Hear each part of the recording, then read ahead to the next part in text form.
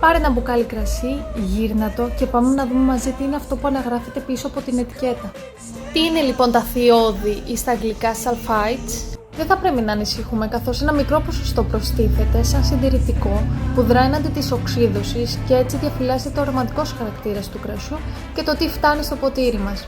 Τα θειώδη επιδρούν περίπου στο 1% του πληθυσμού και από το 2004 τα ενοπία πρέπει να αναγράφουν επίσης στην ετικέτα τους αν περιέχουν πάνω από 10 parts per million. Η περιεκτικότητα ποικίλει ανάλογα με το στυλ και το χρώμα του κρασιού από 10 μέχρι 350 parts per million, όπου τα κόκκινα έχουν περίπου 50.